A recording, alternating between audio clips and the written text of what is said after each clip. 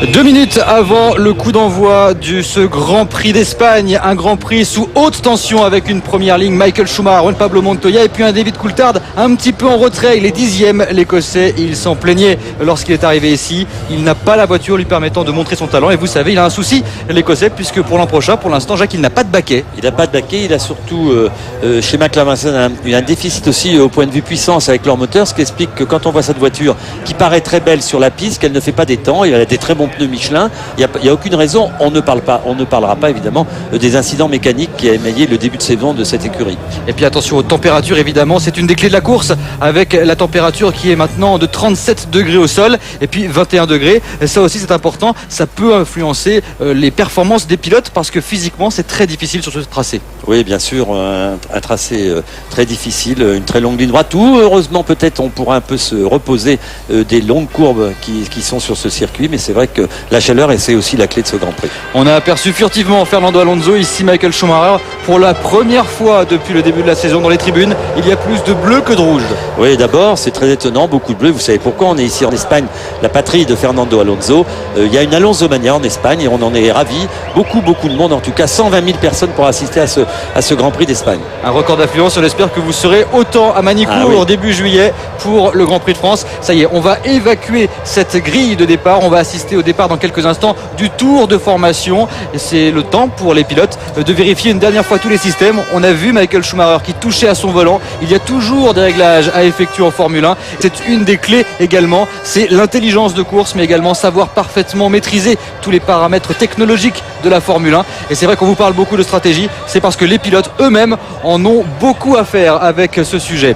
Dans quelques secondes maintenant, le départ du tour de formation avec, je vous le rappelle, une première ligne explosive. Schumacher, Michael contre Juan Pablo Montoya. Derrière, Sato et Jarno Trulli. Barrichello est 5e devant Ralf Schumacher. Et vous voyez la chaleur qui commence à monter derrière l'échappement. Et c'est parti pour ce tour de formation. Jacques, ça va nous permettre de découvrir ce tracé, à commencer par une chose assez importante, à savoir les pneumatiques. C'est une piste très dure. Oui, absolument, une piste très abrasive. Vous savez que la durée d'un pneu, de vie d'un pneu, c'est à peu près 90 km ici, et puis aussi une charge élevée sur ce circuit, sur l'arrière gauche et aussi sur l'avant gauche de la voiture. Oui, des pneumatiques qui s'usent donc très vite. Attention à cette usure, et c'est là également que la stratégie rentrera en compte. Ces pneus s'usent beaucoup parce que ce circuit est particulier. Il a été certes modifié, on va revenir là-dessus en détail Jacques, mais c'est un tracé de 4 km 627 avec pas mal de particularités. Et oui, absolument. D'abord, c'est la plus longue ligne droite de la Formule 1, une des plus longues, 1 km 47. Et ensuite de ça, vous le voyez là sur l'image, des courbes très longues où le pneu est toujours en charge, maximum. Et ça, sur une piste abrasive, comme je l'ai dit tout à l'heure, c'est très important. Très important, très difficile aussi du coup de maîtriser tous ces paramètres pour les pilotes. Et puis en tout cas, il y a eu une modification apportée sur ce superbe tracé. C'est un tracé que les équipes visitent souvent pour effectuer leurs différents essais aérodynamiques, de pneumatiques et j'en passe. Vous voyez les tribunes bleues pour Fernando Alonso. Et on va arriver sur le nouveau virage, le virage numéro 10, un virage totalement modifié. Et oui, on l'a modifié après l'accident dont avait été victime Olivier Panis pour effectivement avoir un peu plus de sécurité. Donc on l'a raccourci en fait. On a fait une épingle formidable. Et regardez Jacques, malheureusement, ça arrive de temps en temps. Il va y avoir, comme vous dites, un problème. Un supporter qui est venu encourager. Remarquez, il vaut mieux le faire avant le départ. Parce qu'on se rappelle que l'an passé, c'était en pleine course et c'était un petit peu plus compliqué. Mais là, c'est vrai que on va essayer de voir ce qu'il a écrit. Là, en tout cas, il est très heureux. Ça devait être un pari. Ça y est, il a été mis au sol. On a vu un plaquage peu orthodoxe. Et maintenant, il va falloir évidemment évacuer ce spectateur qui est venu un petit peu participer à la course de sa façon. Je vous propose justement, pendant que tout rentre dans l'ordre, de faire un petit tour par l'écurie Renault pour parler un petit peu pneumatique. Voilà.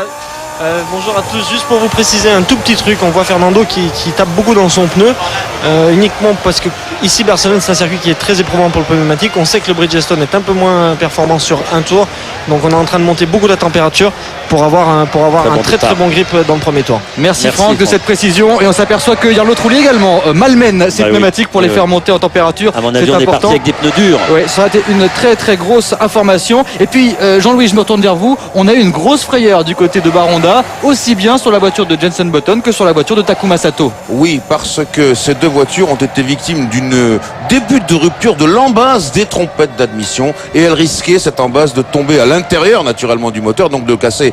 Or, comme ce n'est pas un endroit qui est plombé, puisque vous savez que les moteurs sont plombés maintenant, eh bien Honda a reçu l'autorisation par la FIA de changer ses trompettes d'admission et ses embases. Voilà. Et donc les pilotes conservent leur position sur la grille. C'est évidemment le plus important pour Sato et pour Button. 66 tours à couvrir. Toutes les monoplaces sont maintenant installées sur cette grille de départ.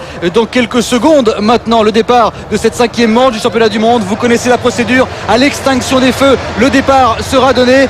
Et attention au premier virage avec Michael Schumacher. Et évidemment, à son côté, Jarno Trulli qui déboîte tout le monde et qui va virer en tête sans doute au premier virage. Le départ phénoménal du pilote Renault. Et regardez Takuma Sato qui va essayer de s'infiltrer également. Trulli en tête au premier virage derrière Michael Schumacher. Et petite touchette avec Takuma Sato, on l'entend dans le stand Renault. Beaucoup d'applaudissements évidemment. Départ exemplaire aux avant-postes. Et véritablement, Jarno Trulli a sauté la première ligne. Michael Schumacher, Juan Pablo Montoya n'ont rien pu faire contre le pilote Renault. On s'en doutait un peu, c'est fait, il l'a fait Jarno Trulli, c'est ce qu'on attendait de lui chez Renault. Félicitations. Et maintenant il va falloir s'échapper avec Michael Schumacher juste derrière. Franck Montagny nous le disait il y a quelques instants, il fallait mettre les pneus en température pour être bon au départ.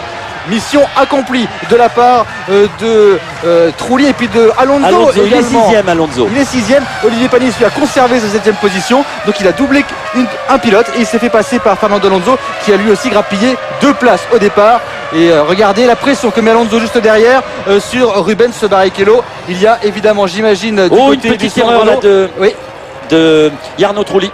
Oui, mais qui est resté quand même sur la piste, le pilote italien. Il va falloir attaquer dans ses premiers tours. De toute façon, vous savez, c'est un véritable sprint maintenant, ces épreuves de Formule 1. 3 arrêts à observer évidemment. Et l'ambiance chez Renault qui est évidemment électrique en ce début de course. Exceptionnel. Oui, c'est le moins qu'on puisse dire. C'est extraordinaire le départ parce qu'il y a à la fois l'ambiance des voitures et l'ambiance chez Renault. Il faut avoir le cœur solide parce qu'à la joie succède la tension avec Jarno maintenant qui fait la course en tête. Ici c'est la tension qui prédomine maintenant. Scénario idéal, merci Guillaume. Et regardez ici David Coulthard qui se bat comme un beau diable contre Ralf Schumacher. Ralf Schumacher, lui, eh bien, il a réalisé un départ catastrophique. Il était 6e, il se retrouve 9e, le pilote allemand. Et vous savez, il est en difficulté chez Williams parce qu'il n'a pas de contrat pour la saison prochaine. Peut-être a-t-il signé chez Toyota, on en reparlera évidemment en détail plus tard. En tout cas, pour l'instant, fabuleux début de course de Jarno Trulli qui tient la première place, une demi-seconde d'avance seulement. Il tient la cadence et il tient la cadence, de Schumacher, c'est ça qui est très important.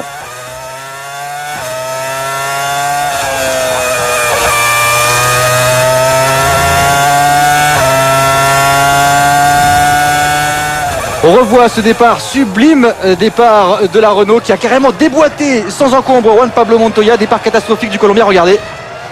Allez-y Jacques, sublime. Extraordinaire, il est parti vraiment pile poil, comme s'il était réglé sur le starter. C'est un très très beau départ.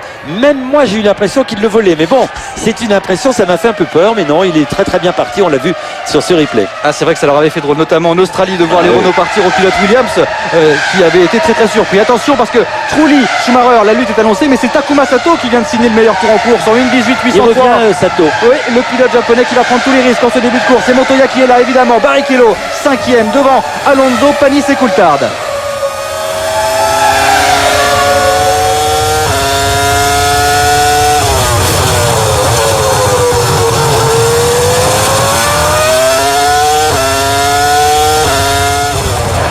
Et Trulli qui résiste. Les partiels sont exactement les mêmes pour Trulli et pour Michael Schumacher. Alors on va quand même vous dire ce que nous a rappelé tout à l'heure Franck Montagny, c'est que le Michelin, il fallait le chauffer, il est très très rapide sur les premiers tours. On sait que le Bridgestone a un petit problème et qui revient après en constance, et on va exactement voir maintenant la possibilité pour Jarno Trulli de résister à la pression du Michael Schumacher. Ce qui est très agréable en tout cas, c'est que Takuma Sato le 3e et là il revient, et Montoya aussi.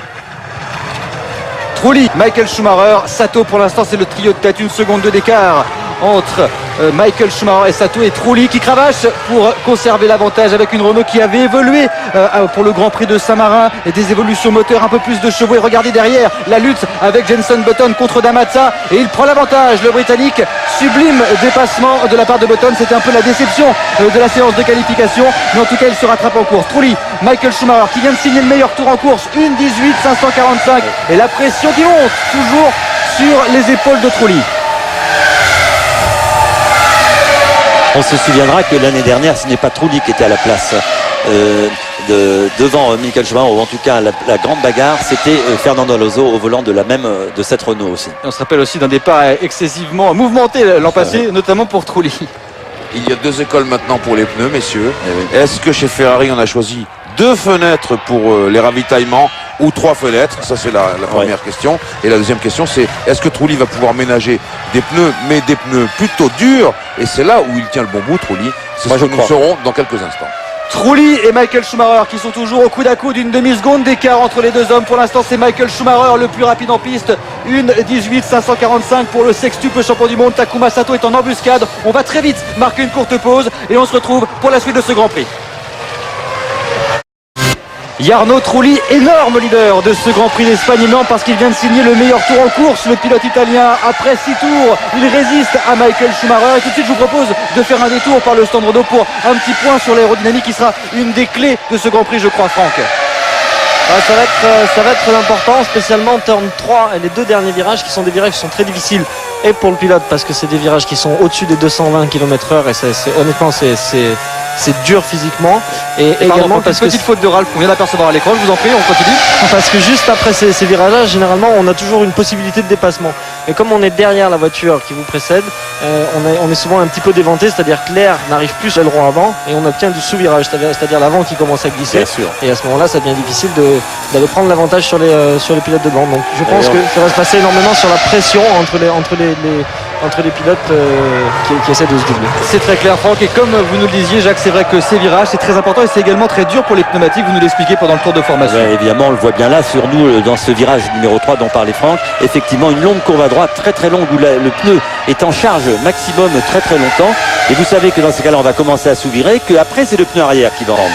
Et Jarno Trulli qui améliore encore le record du tour en course pour l'instant, 1:18.397 pour l'Italien dans le 7e tour. Jean-Louis, je me retourne vers vous, il est capable de résister comme ça très longtemps. Complètement, il l'avait fait lors de son premier Grand Prix chez Prost Grand Prix. Il avait tenu 37 tours en tête du Grand Prix d'Autriche avant d'avoir des soucis. Donc Trulli, il sait ce que c'est, et c'est pour ça qu'on l'encourage d'ailleurs. Et on l'encourage, et vous avez vu la trajectoire un petit peu différente à cet endroit, un peu plus à l'intérieur pour Trulli, un petit peu plus à l'extérieur pour Michael Schumacher. C'est une des particularités de ce tracé avec ces grandes courbes. On peut parfois essayer une trajectoire légèrement différente pour grappiller quelques dixièmes. Et oui, on peut se décaler aussi par rapport à l'aileron arrière, effectivement, pour éviter de subir les influences aérodynamiques qui peuvent déventer le train avant, et à ce moment-là partir en de gros sous-virages. Il faut faire très attention à ça.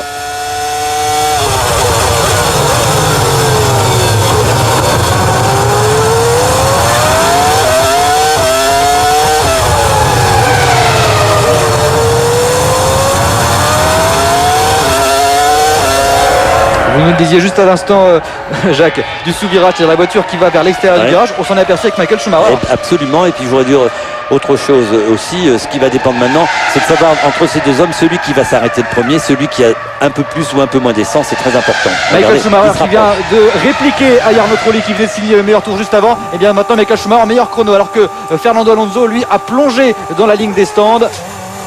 On l'attendait évidemment du côté de ses mécaniciens. Regardez les pneumatiques comme ils étaient endommagés et très usés à l'avant. Surprenant. C'est pas surprenant, c'est la clé de ce Grand Prix. Alors, la piste est très abrasive. Le vent aussi, le vent pour le moment est assez clément, mais ça va jouer. Alors on est très étonné, il s'est déjà arrêté. Il était très agressif, et c'est un peu dommage qu'il soit loupé aux essais. En tout cas, vu l'état des pneumatiques, il n'a fait que 8 tours. Ça veut dire que pour les 66 tours, ça va être compliqué. Il ne faut quand même pas faire 10 arrêts. Et on vous en parlait tout à l'heure, 90 km. C'est pas beaucoup pendant un Grand Prix.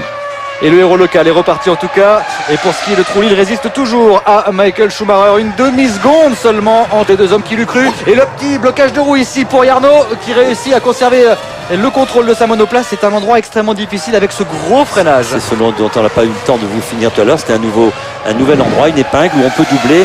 Malheureusement, c'est une piste qui est neuve, qui est beaucoup plus glissante, et aussi autre inconvénient, elle est bosselée à l'entrée au moment où les pilotes freinent. Reparti dans le peloton, Alonso qui a dû passer un retardataire, oui. Et si vous regardez les stands, eh bien chez Williams on est dans les starting blocks, chez McLaren et chez Renault pour accueillir Trulli. Et il va arriver, Trulli, il y est. Jarno Trulli qui est maintenant dans les stands. Michael Schumacher qui est évidemment en tête du coup, qui récupère la première place devant Sato et Barrichello. Montoya également vient de se précipiter. Un arrêt extrêmement bien réussi de la part de l'équipe Renault. 5 secondes 9 seulement. On n'a pas mis beaucoup d'essence. Et sachez qu'Olivier Panis vient de signer le meilleur temps dans le deuxième secteur. La Toyota au rendez-vous également ici en Espagne.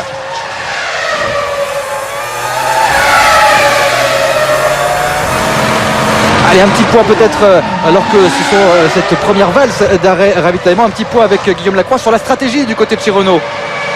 Alors en fait, on avait l'info que Fernando allait s'arrêter avant Jarno, mais c'est limite un secret d'État. Vous pensez bien qu'avec la tension qu'il y a ici, la pression entre les deux pilotes, devant, on ne voulait absolument pas favoriser un corps ou l'autre. C'est dire à quel point la tactique est importante, et ça se sent ici, les visages sont absolument fermés. Mais je vous connais par cœur, vous allez vous cacher la prochaine fois pour nous donner l'information. Qui attend-on chez Ferrari? Justement, je me Vas-y, Michael Schumacher, je le pense. Vu les chronos qu'il est en train de réaliser, ça va être lui. 22-3 dans le premier partiel, 31, il rentre, Michael Schumacher. Trulli est également rentré. Regardez qui nous allons avoir en tant que leader de cette course. On attendait Button. Eh bien non, ce sera Sato, Takuma Sato, qui mène un Grand Prix. Le japonais qui réalise un exploit alors qu'il est chez Ferrari. Les pneus sont très usés aussi. C'est plus long. Chez Bridgestone, on était évidemment comme chez Michelin inquiet sur l'usure des pneumatiques.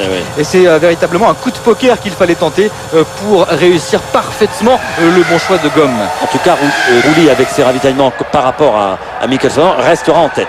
Oh. Et regardez ici, il n'a pas pu reprendre l'avantage.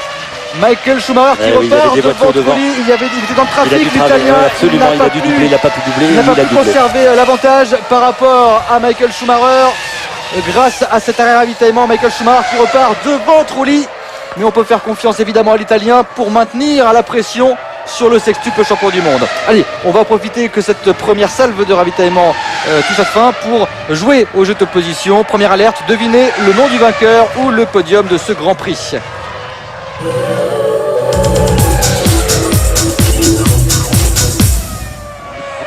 Piet Minardi qui veut venir avec nous pour jouer à ce jeu. TF1.fr ou le téléphone 32 80 34 centimes la minute pour gagner un stage de conduite de sécurité. Et sur l'ensemble de la saison, une voiture d'une valeur de plus de 35 000 euros. Pendant ce temps, rentrée au stand de la barre. Et Sato qui va devoir céder sa première place à Rubens Barrichello qui vient d'améliorer le record du tour en course. Qui va s'arrêter prochainement, certainement. On a pensé que peut-être Barrichello allait faire 2 arrêts. On va s'en rendre compte. En tout cas, s'il fait 18-3 avec pas mal d'essence, ça veut dire que tout marche bien pour Ferrari. Il fallait évidemment les attendre ici, les Ferrari, notamment Michael Schumacher qui a des états de service irréprochables ici. Vous l'avez vu dans Formule 1 à la 1, 13 courses ici, 13 arrivées dans les points, 5 victoires depuis 95 et puis invaincu ici depuis 2001. Évidemment, Michael Schumacher, c'est l'homme à surveiller. Et même si Rubens Barrichello effectue un superbe début de course, il sait qu'il aura affaire à son coéquipier un peu plus tard dans ce Grand Prix. D'ailleurs, Michael Schumacher vient de lui répondre à Rubens Barrichello puisqu'il améliore le premier partiel, le pilote allemand. Et oui, ça contredit un peu ce que nous dit tout à l'heure, que le pneu... Alors, la petite différence, et on peut le penser, c'est que les pneus que l'on monte sur la voiture, là, sont chauds, puisqu'ils sortent des couvertures et ils se refroidissent quand on va sur la grille de départ, Jean-Louis. Il est possible également que Barrichello ait pris des pneus durs, un peu plus durs que ceux de Schumacher. Et c'est là que nous allons voir, même s'il a fait le meilleur tour, on va voir s'il peut maintenir cette cadence pour essayer justement ce dont on parlait tout à l'heure, avoir une fenêtre à 2 ravitaillements seulement. Écoutez, ce qui permettrait à Rubens, qui est un peu en deçà en ce moment des performances, bien devant, de remonter au moins approche de son célèbre équipier Michael Schumacher. On s'inquiète pas, on a Ferrari en face de nous, en bas là, ils sont pas là les mécanos, tout le monde est calme. En tout cas déjà 12 tours couverts par Rubens Barrichello et 17-4 pour Michael Schumacher qui améliore, et Trulli qui est dans le bon tempo et qui reste au contact de Michael Schumacher. Fisichella qui n'a pour l'instant pas ravitaillé, se retrouve 4e. Il y avait beaucoup d'essence dans la Sauber. Je vous rappelle que lors de la séance de pré-qualification hier, Fisichella avait signé le 2e temps tout simplement, signe que la Sauber progressait. Eh bien, il avait fait un temps extrêmement modeste pour la séance de qualification. On a l'explication désormais. Il y lui aussi a fait beaucoup d'essence. On a parlé, on vous l'a dit tout à l'heure, de 2 ravitaillements ici, justement dû à cet inconvénient, mais bon, ça a l'air de tenir avec les pneus durs, Jean-Louis. Parce que la piste de décélération est très lente et longue, et un ravitaillement ici, c'est très coûteux, 5 secondes de plus grosso modo que sur d'autres circuits.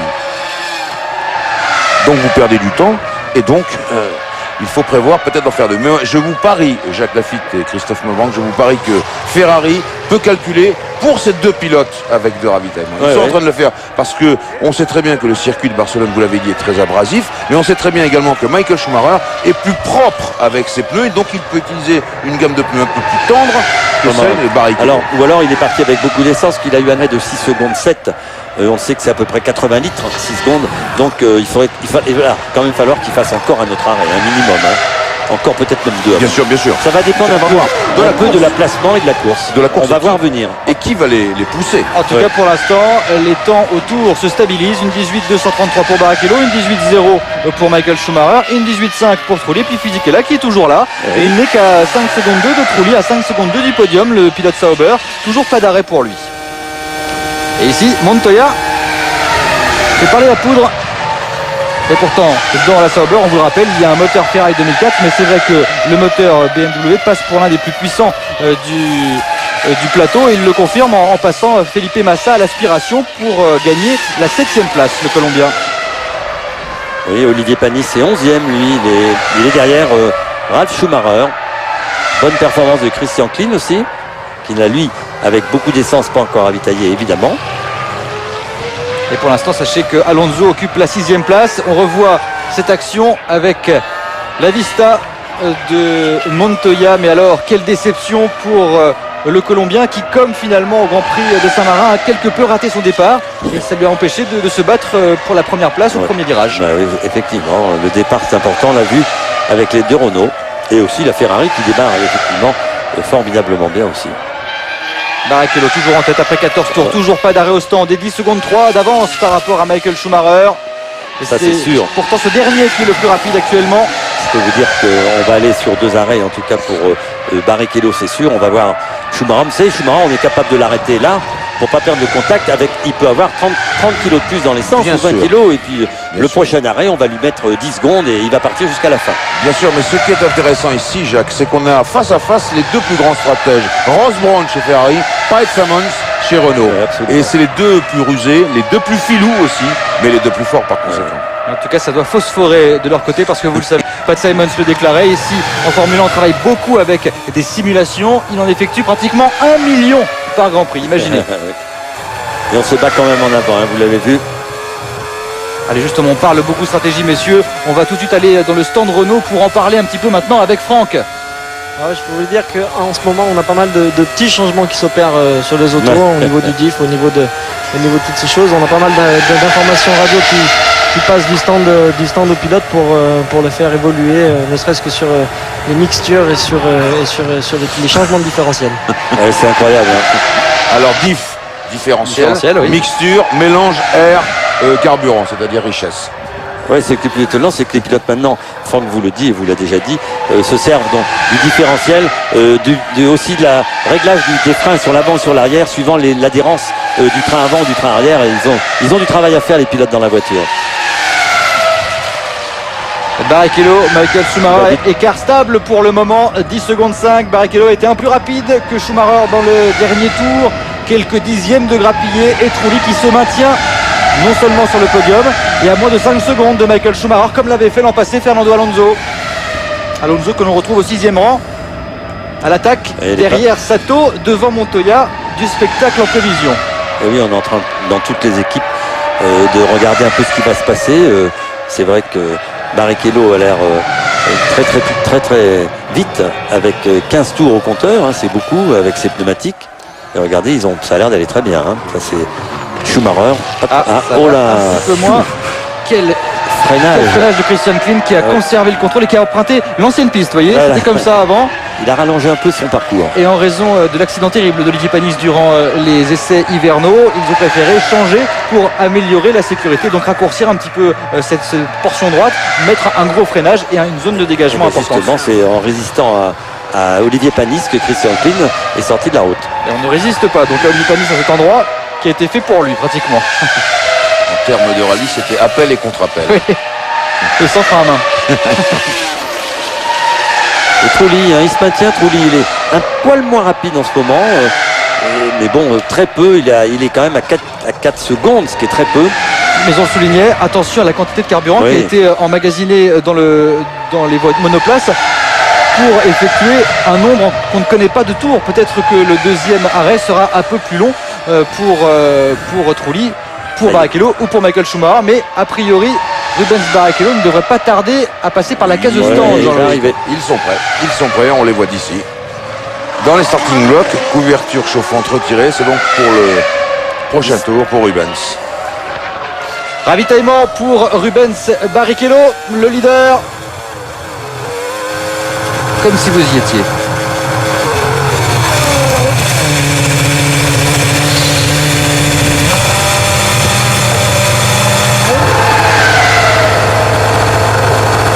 C'est long, on remet beaucoup d'essence. 9 secondes 3 d'essence pour Rubens Barrichello, un petit peu moins. 8 secondes d'essence, on va dire.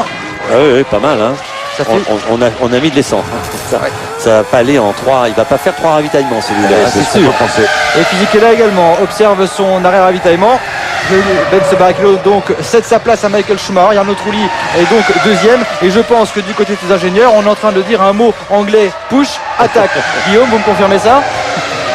Ben justement, c'est la grande nouvelle et la bonne nouvelle de ce Grand Prix, c'est que autant Imola c'était push, oui. et bon, c'est pas très bien fini forcément, alors que là c'est tout au contraire le calme, c'est serein, ce qui est une très bonne nouvelle. Ça veut dire que Jarno est en pleine forme. Parfait, on en est ravis. En tout cas 5 secondes de retard seulement sur Michael Schumacher. C'est impeccable à ce niveau de la course parce qu'il maintient le rythme et il est surtout pratiquement dans le même dixième que le pilote allemand. Et c'est là où la mixture dont on parlait tout à l'heure, c'est-à-dire le mélange c'est un ensemble. air-essence va être important, parce que s'ils peuvent, sans endommager le moteur, réduire un petit peu la consommation de carburant, on peut gagner peut-être même quelques dixièmes de seconde dans un ravitaillement en mettant 2 ou 3 litres de moins, et ça c'est important, ça peut se jouer là.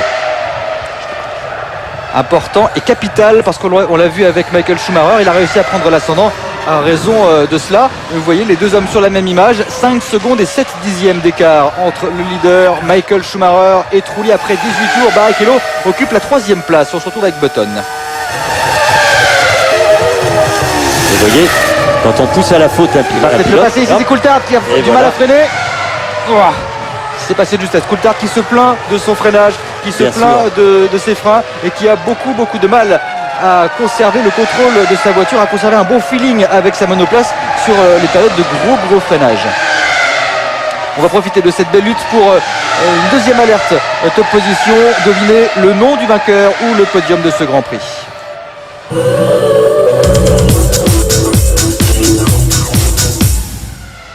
TF1.fr ou le téléphone 3280 34 centimes la minute pour gagner un stage de conduite de sécurité et sur l'ensemble de la saison une voiture d'une valeur de plus de 35 000 €.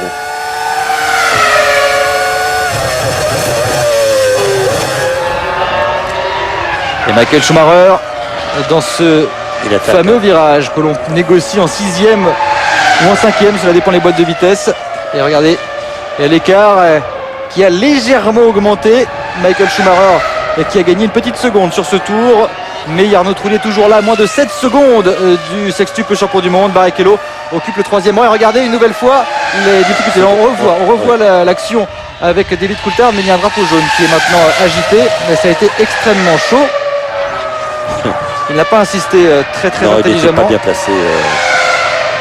Voilà pourquoi Baumgartner, me semble-t-il, et qui est dans les graviers. Et en tout cas, il est placé à un endroit assez dangereux. On va regarder exactement. Oui, c'est au virage numéro 3, me semble-t-il. Et à la sortie. Ouais. Non, c'est après le S, pardon. Donc attention tout de même. Oh, la voiture va être vite évacuée. Oui, mais c'est vrai que dans ces cas-là, les commissaires interviennent tout de suite et le drapeau jaune, vous l'avez vu, est affiché aussi bien pour vous et surtout pour eux.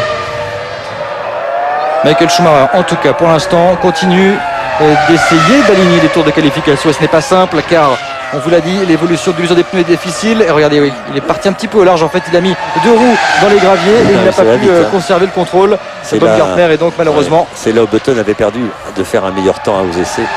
Et vous voyez ce que ça lui coûte. Button, il est 12e, il se bat comme un beau diable avec une très bonne voiture. Mais quand on est dans le milieu du peloton, c'est toujours difficile de faire des bons temps. Ah, il a une voiture qui vaut une 19.3 sur un tour comme le fait actuellement Sato. Et il tourne en 28. Il est bloqué derrière Coulthard. Une seconde et d'écart, c'est énorme.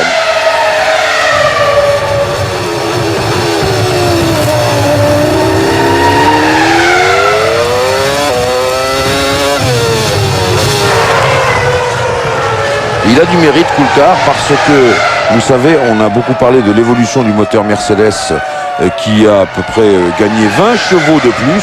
Malheureusement, il n'y en a qu'un, et c'est Räikkönen qui l'a eu.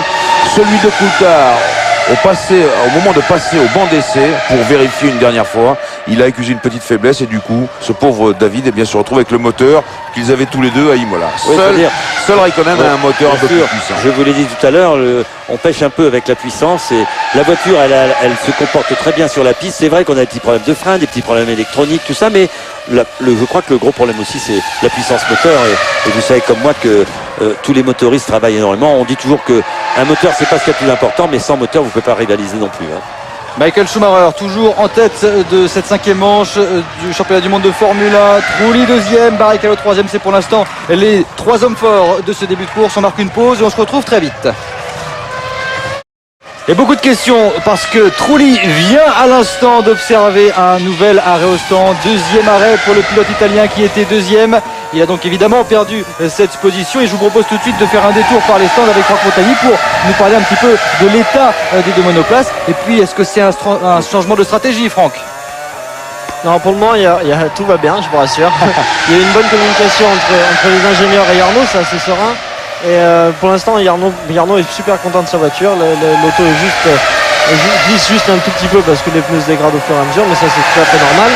Et on a la différence de Fernando qui utilise beaucoup plus le pneu avant. Fernando a un tout petit peu de sous-virage, donc c'est l'avant qui glisse. On le voit d'ailleurs à l'instant à l'écran. Et ce qui sera résolu dès le prochain arrêt. Il s'ouvre, oui, ça c'est sûr. Merci Franck, précision importante. Et Alonso qui met la pression sur Sato, 1 seconde 3 d'écart entre les deux hommes. Sato qui est lui-même à moins de 5 secondes du podium. Et qui avec l'arrêt évidemment de Trulli a réussi à grimper pour l'instant provisoirement sur la 3e marche du podium. Et Michael Schumacher lui est toujours aux avant-postes. Et il cravache le sextuple champion du monde pour essayer de se constituer une belle avance sur ses poursuivants directs. Nous sommes avec Alonso.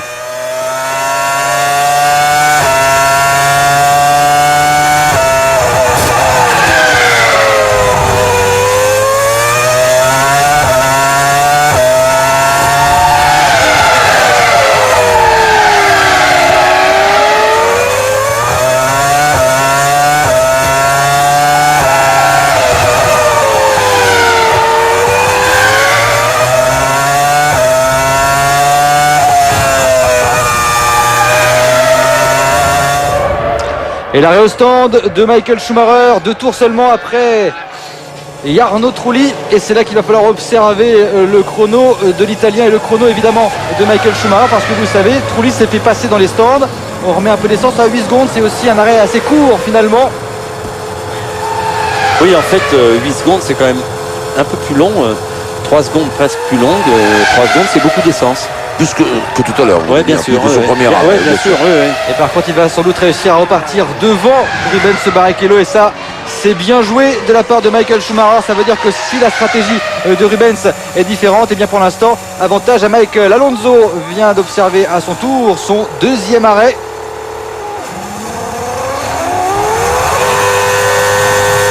Allez, Hop, on enlève une visière.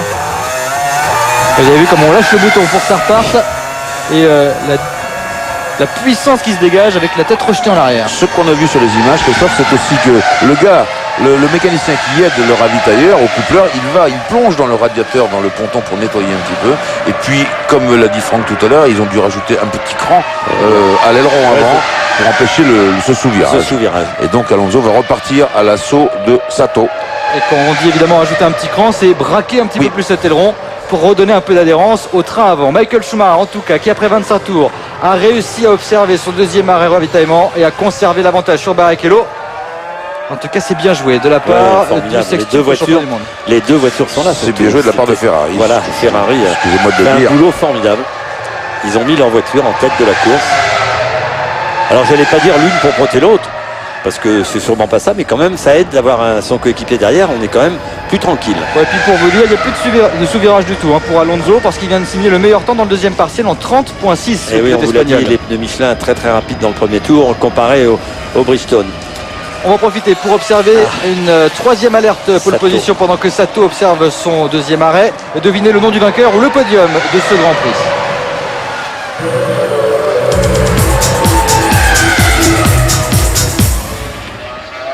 TF1.fr ou le téléphone 32 80 34 centimes la minute pour gagner un stage de conduite de sécurité et sur l'ensemble de la saison une voiture d'une valeur de plus de 35 000 euros.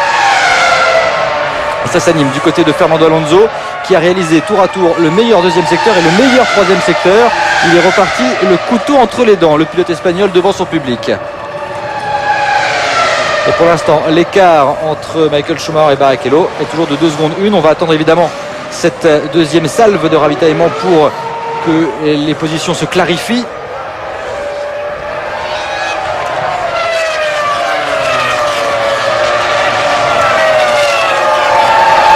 En tout cas, ce que l'on peut dire, ce qui est à peu près certain maintenant, Jean-Louis, c'est que Ferrari va effectuer 3 arrêts.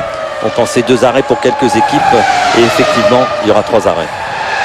Oui, parce que maintenant, ils ont une quasi-certitude de pouvoir faire la course en tête pratiquement tout le temps. Ils ont assez d'avance. Et maintenant, ce qu'on va surveiller, c'est Trulli. Parce que Trulli, à mon avis, il a dû partir avec un premier réservoir d'essence pas mal plein quand même. Et ils peuvent peut-être faire une petite blague, c'est-à-dire mettre un tout petit peu d'essence pour le dernier ravitaillement. Ça serait sympa parce que ça ferait recoller Trulli derrière Barrichello. Et en tout cas, pour l'instant, je peux vous dire que ça s'est extrêmement resserré en Bien tête sûr. de la hiérarchie parce qu'il y a un écart infime entre le premier et le troisième, moins de 10 secondes. Et pendant ce temps, arrêt au stand de Coulthard. Oui, bien sûr, ça se resserre, mais c'est vrai qu'on peut se demander, Franck pourra peut-être nous renseigner, on lui demandera, si Trulli ou Alonso vont pas effectuer un arrêt supplémentaire, Jean-Louis. Parce que si je calcule bien, 14-15 tours, ça fait 51 tours sur 66, on peut encore faire un arrêt, alors est-ce qu'on n'a pas tenté contre 4 arrêts chez Renault? Ça serait la première fois. Justement. Ce serait une première historique. Ouais. Justement, Michael Schumacher est en tête, Rubens Barrichello est deuxième, et puis ça doit phosphorer du côté de chez Renault parce que Trulli et Alonso sont troisième et quatrième. Et je pense, Guillaume, que dans le stand, on est en train de réfléchir beaucoup. Il y a beaucoup de tension, j'imagine. Oui, effectivement, il y a beaucoup de tension. Alors, vous vous souvenez, à Imola, il y avait eu quelques petites difficultés sur la voiture. Là, tout va bien. Alors, du coup, il y a un nouveau stress. Ça va bien et il faut que ça tienne. Donc, ici, tout le monde gère ça de façon un peu différente. C'est soit du chewing-gum, soit les doigts qui y passent. Il y en a qui vont finir avec les mains en sang. Par contre, c'est clair qu'on en discutait maintenant avec Franck. La stratégie, Franck, c'est fixé. La stratégie, je vous la dirai à la fin une fois que vous l'aurez. Ouais, c'est bien, c'est Je vous la dis maintenant, je suis sûr qu'il y en a qui vont écouter. Ça nous On aura essayé. Hein. Ouais, on aura essayé. Ouais. Ouais, enfin, en tout cas, quand on voit les arrêts faits par les deux pilotes, les temps qu'ils ont mis et les distances qu'ils parcourent, 14 tours, a priori, on arrive à un endroit, il faudra peut-être faire un ravitaillement supplémentaire ou alors le prochain arrêt, on va leur mettre beaucoup d'essence, ce qui m'étonnerait par rapport à la tenue des pneus. Mais bon, ça sera la première en tout cas. Michael Schumacher est toujours en tête. Arrêt de Jenson Button qui occupait la 10e place. Et puis en tout cas ça permet à Olivier Panis de se rapprocher un petit peu. Il est pour l'instant bientôt en lutte contre Christian Pin, le Français qui occupe le 13e rang à 2 secondes 6 du pilote Jaguar. Allez, ça repart. Ouf, c'est oui. parti. Ça repart de façon cavalière. Il fallait absolument conserver l'avantage. Il avait la bonne marge, Button, pour rester devant. Michael Schumacher, Rubens Barrichello, 3 secondes 8. Avantage à l'Allemand dans ce tour. Et Trulli, qui évidemment a dépassé un attardé, un pilote retardataire dans ce tour, et qui a perdu quelques précieux dixièmes. Une seconde même. Alonso toujours en 4e Il est dans les position. temps, 18,459, 18,5 pour Michael Schumacher et 18,7 pour Barrichello. Sato, 18,8 aussi. Et évidemment, comme le soulignait Guillaume dans le stand Renault, maintenant il faut absolument que ça tienne. On essaie de voir s'il n'y a pas de souci, alors on s'aperçoit une pénalité pour malheureusement Olivier Panis. Olivier Panis. Pour une vitesse excessive dans les stands. Ah, quel dommage. Je comprends pas comment on peut faire une vitesse excessive dans les stands alors que l'on a un limiteur qui est bien réglé. Il a dû se dérégler. C'est vraiment pas de peau, comme on peut le dire pour Olivier. C'est un coup des puces électroniques. Et vous savez, la vitesse dans ces stands, on la limite évidemment, comme son nom l'indique, le plus près du maximum autorisé, c'est 100 km/h. Et donc on essaie d'être à 99,9, mais parfois on passe légèrement au-dessus. il y a un radar dans les stands et ça, on ne peut pas y couper. Vous avez bien vu qu'à Imola, pendant les essais, un pilote, je me souviens plus lequel, a été pénalisé 3 fois de $1 500 d'amende. Il avait dépassé à chaque fois de 1,3 km/h. Il n'y a pas de cadeau. Il n'y a pas de cadeau. Les 3 fois de suite, c'était son limiteur qui était déréglé. Alors, Montoya, il est 7ème, Montoya. Il se bagarre avec Physique et là, vous les avez à l'écran pour la 6e place. En tout cas, très belle performance des Sauber qui reviennent sur le devant de la scène. On les attendait quand même depuis le début de la saison, notamment avec la recrue Fisichella qui est un pilote de talent, et aussi parce qu'avec le moteur Ferrari 2004 à bord de cette Sauber, leur met, vous savez, un moteur sur une Formule 1, ça comprend un train arrière, une boîte de vitesse, donc il y avait tous les éléments pour que ce soit bon, d'autant qu'elle est quand même en droite lignée de la voiture championne du monde de l'an passé. Mais c'est vrai qu'il fallait trouver l'accord entre un train avant ancienne version, un train arrière nouvelle version, et ça commence à porter ses fruits.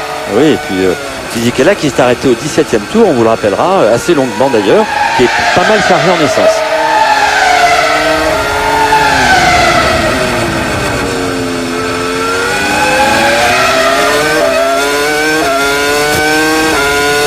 Il continue à régler sa monoplace, vous l'avez aperçu, Montoya, ça satisfait sans doute de l'équilibre. Oui, c'est ce dont nous parlait tout à l'heure Franck, c'est-à-dire le différentiel ou le réglage moteur, mais à mon avis ça va être le différentiel. Vous vous rendez compte, la voiture qui a fait le meilleur temps en pré-qualification, elle est là, quasiment inexistante. Bon, il est dans les points, il est 7ème. Et un peu d'aspiration ici. Ça fait pas de mal à vitesse de pointe. et ça passe. Et ça permet de grappiller quelques dixièmes, millièmes. Et vous avez vu le coup dans les rétros pour voir s'il a suffisamment pris d'avance Alonso pour se rabattre. Et dans ce secteur-là, Button qui était en train avec Christian de tenter Klein de revenir a réussi enfin à se débarrasser de Klein. Et il gagne une place, le pilote anglais. Et donc pour en revenir à la Williams, vous imaginez qu'on a mis des capteurs sur l'aileron avant pour mesurer les variations de hauteur de caisse tellement elle vibre, tellement elle est secouée. Et donc on l'a vu, mais quand on soit mesuré, ça veut dire que les choses sont graves. On est d'accord. En tout cas, ce qui est certain, c'est ce que nous expliquait Franck Derny, qui s'occupe de l'aérodynamique, notamment de cette monoplace. Il nous expliquait qu'elle était extrêmement fine à mettre au point et qu'il fallait absolument que la voiture soit le plus bas possible pour que cette aérodynamique fonctionne très très bien. Et c'est pour ça, du coup, qu'on essaie de vérifier la hauteur de caisse, parce que comme vous le soulignez depuis le début de la saison, Jacques, elle sautille beaucoup du train avant. Et oui, parce qu'on manque d'appui sur les ailerons, donc il faut le trouver quelque part. Et plus on va mettre la voiture près du sol, plus la voiture va avoir d'appui. Mais plus elle est près du sol, plus elle est difficile à régler pour les suspensions. Et ils ont un gros problème avec ça, mais il n'y a pas que, je peux vous le dire. C'est la même chose chez Sauber, c'est la même chose chez Jordan, la plupart des concurrents. Les seules voitures qui sont vraiment parfaites là, il y a les Ferrari évidemment, Renault est pas mal, mais ils ont un petit problème aussi, les Honda, et même la McLaren est pas mal à ce niveau-là. Ils ont de l'appui. Et il poursuit sa route inlassablement. En tout cas, comment il s'appelle Sato. Je voulais parler de Sato. Sato fait une très belle course. Il a un petit peu moins profité de l'aspiration de la Minardi qu'Alonso. Alonso qui grappille tout doucement sur Jarno Trulli, des petits dixièmes.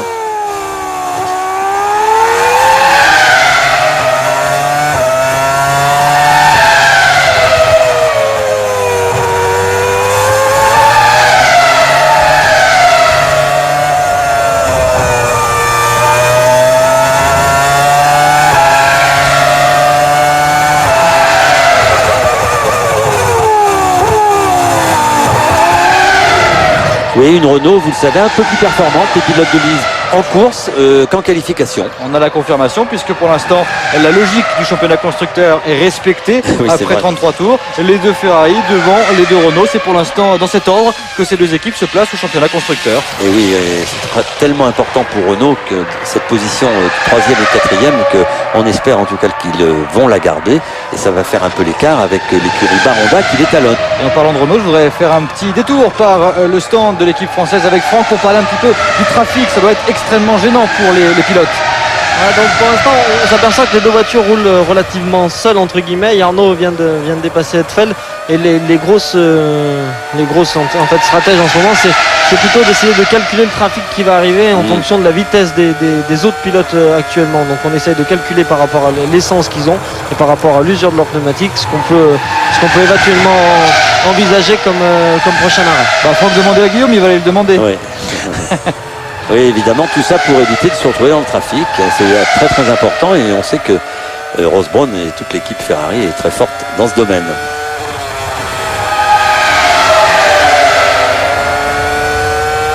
Et Raikkonen au passage qui vient de signer son meilleur tour en course seulement maintenant, une 18-900, c'est évidemment extrêmement loin par rapport à ce que fait Michael Schumacher, Rubens Barrichello, Trulli ou Fernando Alonso. Allez, je vous propose de jouer une toute dernière fois à notre jeu top position, deviner le nom du vainqueur ou le podium de ce Grand Prix. Il ne reste que 5 minutes pour jouer.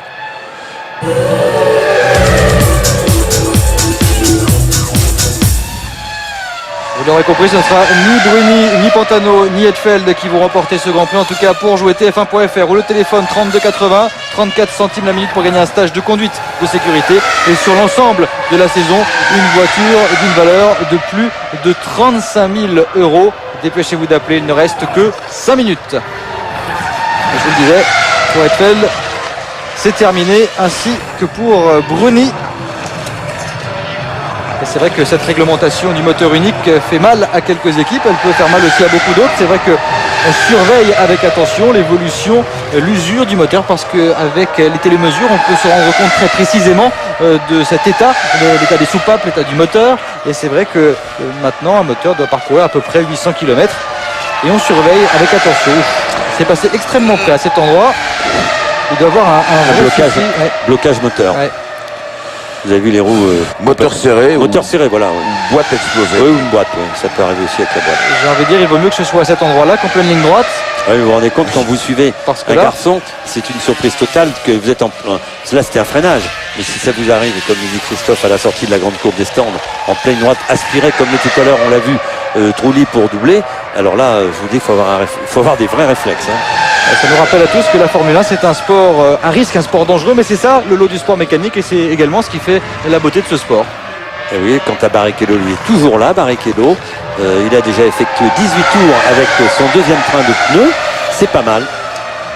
Ce qui pourrait tenter à prouver qu'on a mis beaucoup d'essence dans les voitures aujourd'hui. Ou du trafic, Oh du là, trafic. oui. Là, Et vous Montoya savez- n'est pas bien. Ça va être extrêmement compliqué parce qu'il y a de l'animation de ce côté-là. Oui, Et c'est cette physique là qui est devant lui, donc il va pas se faire doubler comme ça par Montoya, bien sûr. Hein. c'est pas le genre de la maison. Et Pantano a été pris un petit peu dans cette lutte pour le gain de la 6e place. On vous rappellera que Fisichella lui n'a effectué qu'un seul arrêt, Et il y a des points à la clé pour l'instant. Ouais, formidable. Tout comme Felipe Massa qui est 9e. Bien sûr. Un seul arrêt aussi pour ces voitures. Et Barrichello sont les 3 seuls pilotes en piste qui ont effectué un seul arrêt pour le moment. Il y a 3 moteurs Ferrari quoi, effectivement. Oui, comme par hasard. Et qui sont bien placés dans les points, en tout cas pour Barrichello et pour Fisichella. Et Massa, lui, il est à la porte des points. Il est à 10 secondes de Ralf Schumacher. Et il tourne un peu plus vite que Ralf Schumacher. Et c'est vrai qu'on les avait vus extrêmement en verve lors de la première partie de la séance de qualification, dans les pré-qualifications, les deux pilotes Sauber. Ils étaient 2e et 3e, Fisichella devant Massa, et puis on avait été un peu surpris pendant la qualification en s'apercevant qu'ils étaient maintenant à 2 secondes de tout le monde. On comprend On a pourquoi. compris, bien sûr. Je vous laisse par contre Mais ce qui est- envisager la marge de Rubens Barrichello avec la Ferrari parce que lui aussi avait pas mal d'essence. Et donc évidemment, la 2004 marche mieux que la C23 que la F2003 GA. Ah ouais, ce qui est très étonnant, c'est les performances, en tout cas, de la voiture que vous avez à l'écran. Les Williams, BMW, on est vraiment déçus. On pensait qu'en Europe, ça allait s'arranger. Pour plein de raisons, l'usine n'est pas loin, on fait des essais, on peut modifier les choses rapidement. Ça n'a pas l'air d'être le cas, ce que nous disait d'ailleurs, si on s'en souvient, notre ami Patrick Head. J'ai envie d'ajouter à ce que vous dites, Jacques, vous avez raison. Et en plus, le problème, c'est que sur les 2 derniers Grands Prix, Montoya, à chaque fois, il rate un petit peu son départ. Rappelez-vous le Grand Prix de Saint-Marin. Derrière Ralf Schumacher, slalomait derrière lui. Et au final, Oui. s'il n'avait pas raté ce départ, peut-être qu'il aurait pu passer Michael Schumacher plutôt que de se retrouver complètement reproché à l'extérieur. Et là encore, il hypothèque ses chances avec un départ raté. Alors, on avait vu en Australie que dans cet exercice, c'était les Renault les meilleurs. Il y a une nouvelle confirmation avec Arnaud Trulli. Voilà, une 18-4 pour Michael Schumacher. Il a 5 secondes maintenant, Rubens Barrichello, en 18-3. Avec des pneus évidemment beaucoup moins performants que ceux de Michael, puisque lui a fait beaucoup de tours avec ce même train de pneus. En tout cas, c'est vrai que pour l'instant, les 3 hommes forts de ce Grand Prix, ça reste Michael Schumacher, Rubens Barrichello et Trulli. Alors que là, on voit une autre lutte. Et ça va être extrêmement serré. En tout cas, avec Jenson Button qui met la pression sur Felipe Massa pour le gain de la 9e place. on peut parier que Michael Schumacher va faire 3 arrêts, mais je suis pas sûr que Barrichello n'en fasse que 2. Jean-Louis, à mon avis, va les faire parce que il a déjà fait 20 tours avec son train de pneus, 37 tours, il reste un peu moins de 30 tours à parcourir, 29 tours, et je crois qu'il est capable d'aller au bout. Et messieurs, n'oublions pas les Renault, parce que si la stratégie est en train de se dérouler, on l'a vu avec Franck, on l'a vu avec Guillaume, on est en train de chercher la meilleure façon de revenir sur les pilotes Ferrari. Et attention, c'est pas terminé, Jarno Trulli est bel et bien présent, il ne compte que 8 secondes de retard sur Barrichello, 13 secondes sur Michael Schumacher, rien n'est fait pour l'instant, surtout qu'il est dans le même rythme et qu'il est même plus rapide que les pilotes Ferrari sur le dernier tour. Il est en train de revenir à 13 secondes, Jarno Trulli, et il peut encore aller chercher la deuxième place. Et pourquoi pas la première, puisqu'il est en train de cravacher le pilote italien. Michael Schumacher, Rubens Barrichello, Jarno Trulli 3e, Fernando Alonso est pour l'instant 4e devant Sato, Fisichella, Montoya et Ralf Schumacher. On va marquer rapidement une pause et on se retrouve pour ce Grand Prix d'Espagne. A tout de suite. Retour en direct avec l'arrêt de Giancarlo Fisichella. Il observe son deuxième arrêt ravitaillement. Le pilote italien, il occupait la 7e place. Évidemment, il va perdre un peu de place sur cette intervention. Michael Schumacher, Rubens Barrichello devance pour l'instant Jarno Trulli et Fernando Alonso. Mais comme le disent nos amis espagnols, espera, attends, parce que Sato derrière n'est pas loin. Il est à moins de 5 secondes. Et Guillaume, j'ai envie de dire que du côté de Renault, on demande aux pilotes d'attaquer. Exactement, c'est push. Après ce qui se passe, Trulli qui vient de rentrer au stand, c'est pour ça que je vous entendais absolument plus. Et puis Sato qui revient très faire derrière. Et donc Alonso également, il faut qu'il pousse. Eh bien, ils vont attaquer, on peut leur faire confiance. Un petit coup de visière, vous avez vu sur Trulli qui a ouvert sa visière et l'a refermée pour prendre un peu d'air, oui, parce qu'il fait très chaud. On va rappeler, même s'il n'y a que 34 degrés au sol dans les monoplaces, ça monte la chaleur. 50 degrés certainement. La mauvaise nouvelle, c'est pour Olivier Panis, fuite hydraulique qui a entraîné la rupture de la boîte de vitesse de la Toyota. Ça continue, mais bon. Et Michael Schumacher qui est en train tout simplement de mettre un tour à David Coulthard. Pendant ce temps, Felipe Massa observe lui aussi son arrêt ravitaillement, ce qui permet à Fisichella de remonter au 9e rang. Et vous avez vu pour l'instant, Michael Schumacher, il suffit de faire un tour, même derrière une McLaren et celle de Coulthard qui n'est pas la moins rapide des monoplaces sur le circuit. On perd tout de suite 4 dixièmes par rapport au deuxième. Barrichello qui revient à moins de 5 secondes. Il a fait les affaires évidemment de Trulli et d'Alonso. Et espérons qu'ils aient bien calculé chez Renault, mais ça on peut faire confiance à Pat Simons, pour repartir sans le trafic, parce que dans ce cas-là, Trulli aurait fait une très bonne affaire.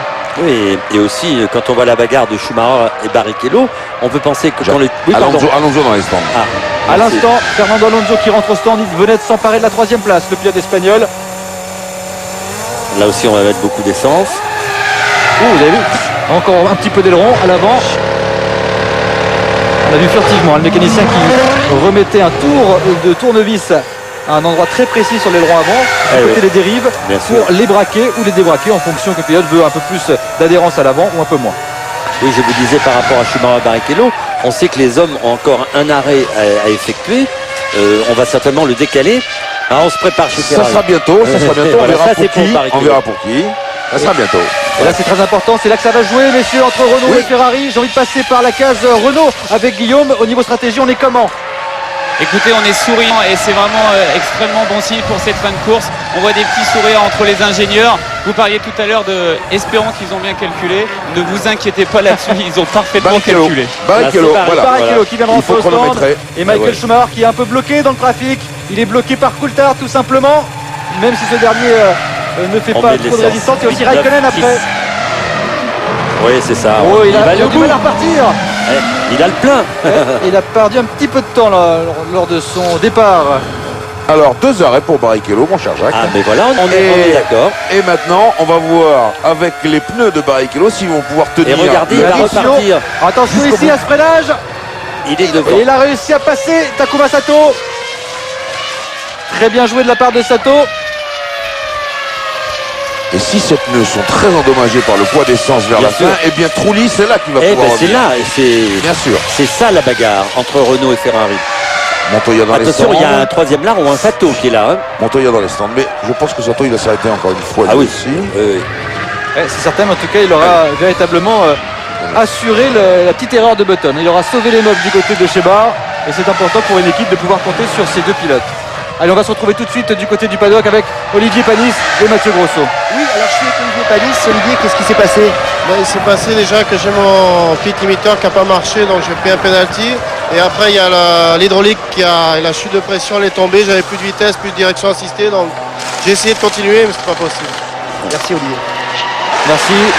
Merci Olivier de nous répondre parce qu'évidemment, lorsqu'on est pilote et que l'on abandonne alors qu'on a des chances de pouvoir bien figurer sur un Grand Prix, on est évidemment consterné. Olivier Panis qui avait, je vous le rappelle, signé une très belle prestation lors de la séance de qualification. Il avait signé le 7e temps devant Alonso et oui. juste derrière Ralf Schumacher. Oui, on progresse, mais il y a encore des problèmes. Alors voilà, un excellent second, hein. Takuma Sato. Oui. On Et aura puis- rarement vu un pilote japonais dans une situation pareille. Ah, Je c'est veux dire formidable, qu'il y a c'est de l'essence, historique. il y a de l'essence C'est- hein, c'est- dans la voiture de Barrichello. Vous voyez comme Sato est en train de le lâcher tout simplement. On a remis de l'essence pour aller au bout et pour l'instant Sato qui lui est encore assez léger en profite pour tailler la route. Et on peut penser aussi que Trulli, qui est à 5 secondes, petite 5, va tourner aussi plus vite que Barrichello. Et on va le voir revenir et peut-être, pourquoi pas, l'attaquer. C'est une possibilité. En tout cas, je peux vous dire que du côté de Trulli et d'Alonso, on va faire les efforts. Pendant ce temps, Button qui occupait le 7e place rentre au stand. Et Et Schumacher. Michael Schumacher aussi. Au 45e tour, oui, le on va sextuple mettre de champion l'essence. du monde qui va observer son dernier arrêt, vraisemblablement. Et oui, il s'est arrêté 2 tours plus tard. Voilà, on met un peu moins, hein, Jean-Louis, c'est ça. 8 secondes 3, rien n'est fait. Il a fait sa course Ah ouais, formidable. comme il devait la faire.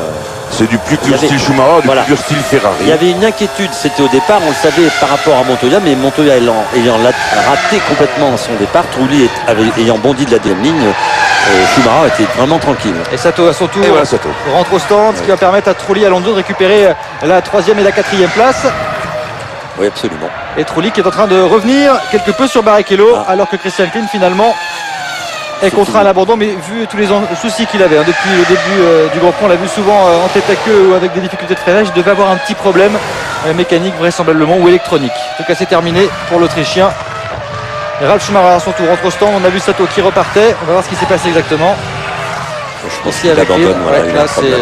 un Il souci. regarde dans ses rétros, la voiture n'avance plus, voilà, il s'arrête. Très prudemment et il se place à un endroit l'abri. pour ne pas gêner. Exactement. Et ça Alors, voilà, repart pour maintenant. Ralf. On va attaquer, hein. La course va se stabiliser, entre parenthèses, il n'y aura plus d'arrêt. Et maintenant, on va voir se bagarrer au chronomètre, Jean-Louis. Et à la fiabilité du moteur. Oui, bah tout ça, hein, les freins, on vous a pas parlé des freins, mais il y a quand même des très beaux freinages ici. Ils sont nombreux et ça peut aussi influencer, puis on vous l'a dit aussi, les moteurs, hein, parce que c'est lourd pour les moteurs ici. Michael Schumacher qui conserve l'avantage après son dernier arrêt. Mais attention, car rien n'est joué évidemment.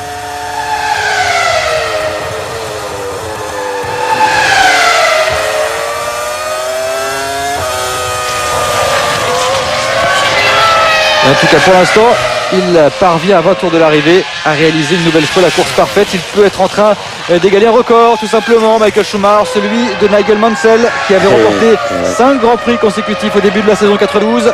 Là encore ce serait un exploit, mais Rubens Barrichello, Trulli et Alonso vont évidemment tenter de revenir sur les pilotes Ferrari. Sato lui occupe la 5e place, il est à 5 secondes d'Alonso.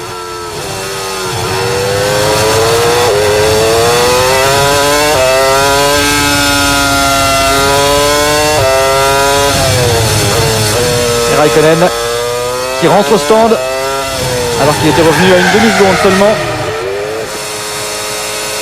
Vous De l'entendez, Fisichella est là. Montoya aussi en profite pour observer un nouvel arrêt. Alors Montoya, c'est un problème, hein, c'est le 4e. Hein. Montoya, il vient d'envoyer à son mécanicien du lève vite avant à l'horizontale, mais il a résisté, le garçon. Formidable. Non, il s'arrête. Ah oui, fini. c'est fini. C'est terminé. Il avait un peu Pour Montoya. En général, au Lévite, on met un costaud. Il y a, Pour Raikkonen, ça va pas beaucoup mieux. Ça fait 16 secondes qu'il est bloqué. il y a un problème à l'arrière. Ce Montoya, ça fume. Raikkonen aussi a connu un problème. Et là, il n'arrive pas à enlever. Attention, on va regarder ce qui se passe très exactement. Oui, voilà ce qui se passe. c'est Pour que ça, ça il y a le fume. feu dans les freins. A priori, c'est un problème de frein du côté de chez Williams. C'est de température de frein. Pneu très endommagé aussi. Avec Oui, les oui, vitesses oui, atteintes, oui. évidemment, ce sont des choses qui Alors, peuvent voyons, arriver. on fait Allez, tourner la roue voilà, pour donner de l'air. regardez le geste qui a été bien de la part de Montoya, qui est venu voir la personne de Lève-Vite et qui lui a dit ça va, je t'ai pas fait mal. Il a ouvert la Ouais. visière, il lui a demandé est-ce C'est que bien, tu vas bien. c'est bien, c'est bien. Bravo, c'est en bien, tout cas. c'est bien. On met des piliers de Et- rugby, vous avez raison, au Et lève alors, l'avant. il cravache Sato pendant ce temps. 1,17,678 pour le pilote japonais contre 1,18,9 à Alonso, 1,19 à Trulli. Alors on sait que Sato vient de repartir des stands avec des pneus neufs et on sait que les pneus marchent mieux dans le premier tour. Ne nous inquiétons pas. Alors il y a les points à prendre, Jacques voilà. Lafitte bien sûr, mais il y a aussi une place sur le podium. Et évidemment, c'est ce qui va jouer Sato. Trulli, Alonso, Sato, évidemment. Eh oui. En tout cas, l'abandon de Montoya fait les affaires de Button qui rentre dans les points. Il est maintenant 8e, le pilote anglais à 6 secondes 6 de Fisichella. Button qui doit mesurer le coût de l'erreur qu'il a faite hier. Petite erreur, 1 seconde et des poussières dans un virage un peu compliqué. Ouais, ça fait partie du jeu. Un mais peu bon, trop vite et voilà. Vous savez que ce garçon se battait pour la pole position et que bon, il a quand même. C'est là la grande force de Michael Schumacher, c'est que Michael Schumacher, il se barre pour la pole position. Il a une bonne voiture, mais c'est un garçon formidable. Il ne fait jamais d'erreur. Et quand on l'a vu à Imola faire une petite erreur qui lui a coûté la pole, il l'a récupérée. Il Tout sait de la suite, corriger. Il sait la corriger, ce que c'est pas facile pour tout le monde, mais il a énormément d'expérience. Et c'est ce qui fait la différence aujourd'hui, en tout cas, contre ses jeunes adversaires.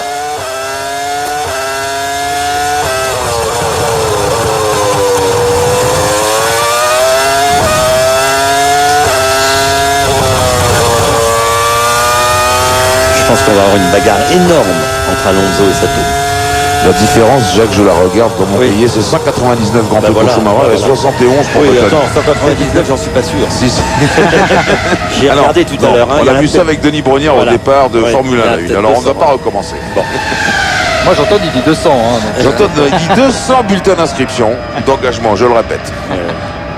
Mais les puristes, les statisticiens et la FIA disent 199. Peut-être qu'il y aura un autre gâteau à Monaco. C'est vrai qu'il parlait de 200 week-ends à Noël Carl dans sa tribune. Jean Todt. Allez, on retrouve Michael Schumacher toujours en tête après 49 tours. Devance toujours Barrichello qui a été un peu plus rapide que lui. Trulli, Alonso toujours 3e et 4e avec des voitures sans doute un tout petit peu plus légères et qui vont tenter Regardez. de remonter. Il est là.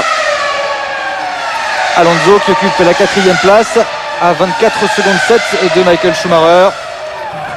Et on va retrouver sans doute dans la mêlée Alors, il y a Mathieu un- Grosso qui essaie évidemment de tendre son micro. Ah oui, c'est une forêt de micro. J'imagine. Je tente. Allez, on tente d'avoir Montoya.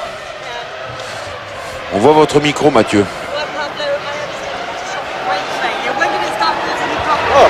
Quel est le problème? Ah, vous savez, déjà dans le troisième tour, ça s'est pas bien passé pour moi.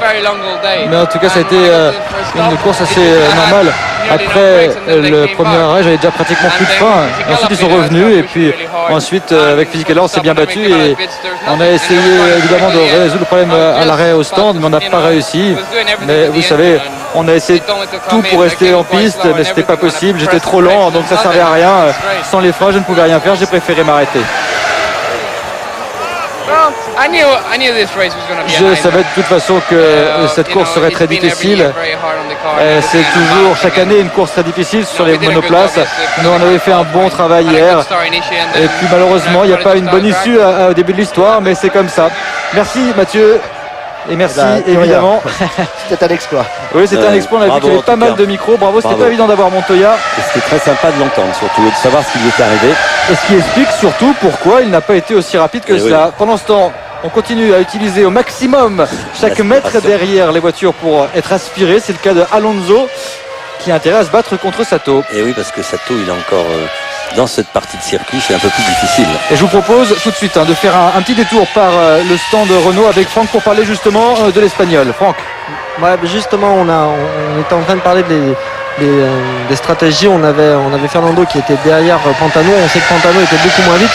Donc on a laissé une cartographie moteur un petit peu dégradée tant qu'il était derrière, et dès qu'il a dépassé, c'est-à-dire maintenant, on vient de lui donner un petit peu plus de puissance que ce qu'on a l'habitude de lui donner pour la course. Alors, à ce moment-là, ça va lui permettre on espère de reprendre de l'espace par rapport à Sato et ainsi pouvoir garder sa place jusqu'à la fin. Victoire donc de pas trop en donner parce qu'il faut arriver. Hein. On est inquiets, nous. Précision intéressante en tout cas. On lui a donné les instructions, on l'a transmis directement à la voiture. En tout cas, il a fait une jolie petite manœuvre, Alonso. Il a juste déboîté pour doubler la Jordan, pour se donner un peu de souffle. Donc ça veut dire qu'il est tout à fait aux aguets de tout ce qui se passe devant et derrière. Très belle manœuvre. Et Sato qui est à 2 secondes 5. Il est revenu, Sato. Le pilote espagnol qui est en train de faire un Grand Prix de toute beauté. Une nouvelle fois, Takuma Sato. Et il va retrouver Weber entre lui et Alonso. Ça va faire un peu les affaires du pilote espagnol.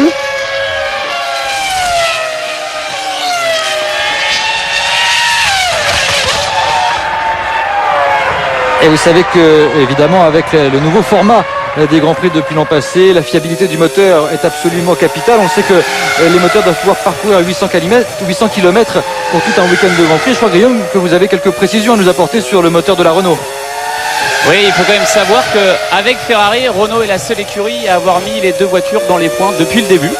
Donc en termes de fiabilité, ça va. Ça va. C'est ce qui c'est pas explique mal. cette bonne position au championnat du monde des constructeurs, qu'ils sont pour le moment en train de consolider fermement. Et c'est exactement ce qui se passe, évidemment, depuis le début de la saison. Les deux Ferrari, les deux Renault, c'est pour l'instant conforme à ce que l'on voit depuis le Grand Prix d'Australie, qui s'est confirmé tout au long de la saison. Et encore une fois, Button et Sato aussi. Et on pourrait avoir également un deuxième podium avec Trulli. Ce serait le premier de l'Italien depuis le début de la saison. Ça serait formidable. Ouais. Et pour l'instant, il est sur le rythme de Ferrari et Arnaud Trulli. Évidemment, ce sera difficile de revenir, mais il va tout faire, il va tout tenter. Et Alonso et Sato vont nous animer aussi. Ce que vient de, la fin de course. De nous dire Franck, on a remis un peu de puissance. Et regardez l'écart qui était de 2,7. Bon, je sais qu'il y a la voiture de Marc Webber, mais qui ne doit pas trop gêner Sato qui est là. Et regardez, d'ailleurs, elle le gêne si peu. Regardez qui est là derrière. Il le suit pas mal, même, j'ai envie de dire. C'est dingue. Donc, je veux dire, ça a donné des ailes. Et c'est bien. Takuma Sato, lui, commence à perdre du terrain. C'est très étonnant. Il a été gêné par personne. Il tourne en 23. Alors on sait qu'il y a eu un petit contentieux, vous savez, entre Webber et Alonso. Oui. C'est vrai que attention à ne pas le suivre de trop près. Bien sûr, on vous rappellera quand même que Webber vient de quitter les stands et qu'on sait que quand on quitte les stands, on vous le dit depuis quelques courses, les pneus marchent très très bien. Après, ça restabilise, donc c'est ce qui explique qu'il soit si près de Fernando Alonso.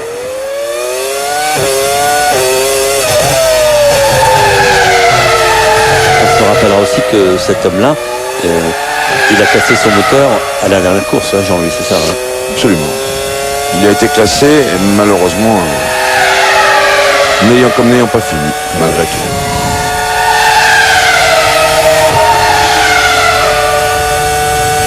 Ça va, ça, Alonso, hein. Et du côté de chez Renault, a priori, on commence à dire à Jarno Trulli d'attaquer un peu plus, parce que c'est vrai, 2 arrêts pour l'instant pour Barrichello, qui sait s'il n'y en aurait pas un autre. Et en tout cas, pour l'instant, ce qu'il faut faire, c'est évidemment continuer d'attaquer pour ne pas s'endormir non plus. Ils peuvent, vous avez raison de le dire, Christophe. Ferrari peut très bien faire effectuer un autre arrêt. Je n'en suis pas certain par rapport au temps qu'il a passé dans les stands à chacun de ces 2 arrêts. On a remis beaucoup d'essence, mais qui sait? On ne savait pas l'essence qu'il avait au départ, hein, ce garçon. Et l'abandon, cette fois pour Pantano. Ouais. Alors l'année dernière, il y a 12 voitures qui ont fini la course. Pour le moment, elles sont 14. 13 maintenant. 13, voilà. Donc, il n'y a plus de Jordan en course. Non. En tout cas, j'ai envie de dire que depuis le début de la saison, c'est la course la plus dure, avec le plus d'abandon. C'est exact. C'est le terrain favori de tous les essais ici. Tout le monde connaît le circuit par cœur. Les pilotes, ils sont très expérimentés. Et c'est probablement ce qui explique le rythme très élevé de cette course. Oui, et on prend certainement un peu plus de risques parce qu'on connaît très bien cette piste. Vous avez raison de le souligner, Jean-Louis, c'est parfait. Regardez-les. On aperçoit tout au fond de cette énorme et longue ligne droite. On vous le rappelle, la plus longue. Et on voit Alonso, il est là. Et Sato aussi qui est rentré dans cette ligne droite. C'est la ligne droite évidemment, Jacques, vous nous l'aviez dit, pendant le tour de formation la plus longue du championnat. En tout cas c'est 1 km 047, c'est absolument énorme. 12 secondes 3 de pleine charge, c'est-à-dire que le pilote reste à fond pendant 12 secondes 3. Et pour additionner à la difficulté, pour ajouter la difficulté, elle est placée en plein dans un couloir venteux. C'est-à-dire que les équipes, parfois ont le vent de face et parfois le vent de dos. Et c'est très difficile de parfaitement régler le Bien dernier sûr. rapport de boîte de Et vitesse. là, le vent a baissé. Il était de 3 mètres secondes il y a 20 minutes. Il est plus maintenant qu'à 1 mètre 5. Et il est en plus pas du tout dans la ligne droite. Il est en traverse qui, on vous l'a dit, gêne aussi le pilote pour cette grande courbe avant les stands. Il est complètement sur eux, ce vent-là, à l'heure actuelle. Et l'écart entre Trulli et Alonso Il est stable. assez stable, 6 secondes et demie. Oui, je pense que cet résultat-là, on va le garder.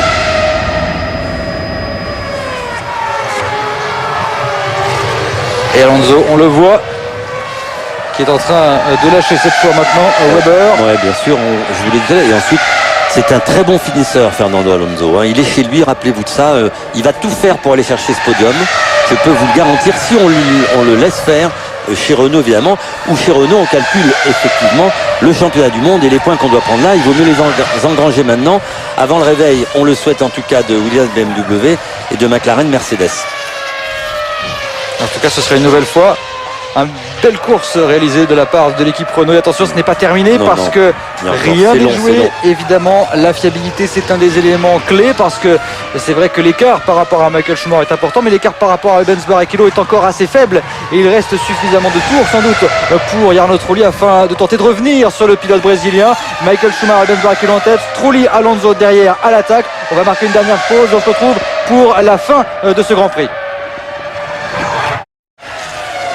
Michael Schumacher en tête à 8 tours de l'arrivée. Rubens Barrichello occupe la 2e place. Trulli, Alonso également dans le tempo et dans les points. 3e pour l'Italien, 4e pour l'Espagnol avec Sato 5e.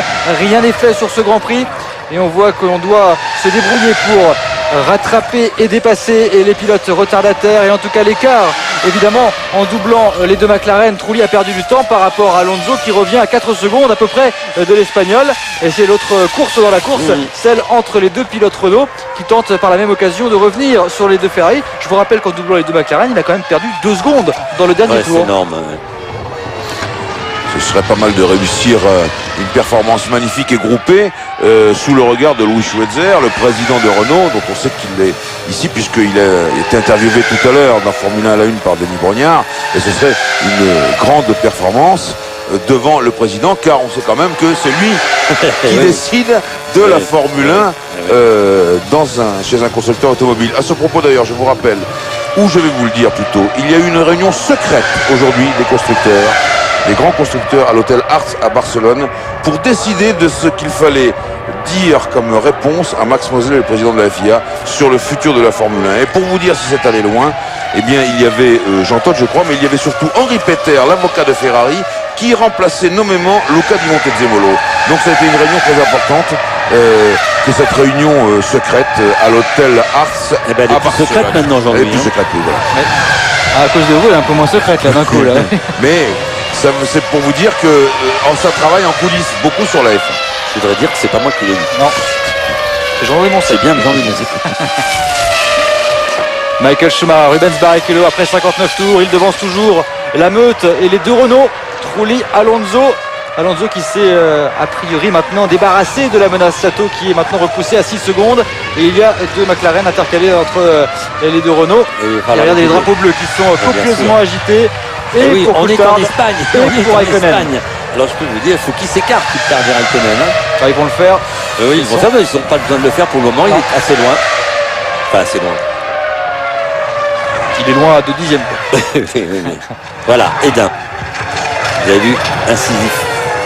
Raikkonen qui Dans a... un endroit très difficile. On voit que Raikkonen c'est quand même un pilote qui gagne des grands prix et qui sait ce que c'est que de mener une course parce qu'il s'est écarté à un endroit qui n'était pas trop pénalisant, à savoir juste avant la zone de freinage. Oui, pour pas qu'il aille sur les bosses et se partir en dérapage.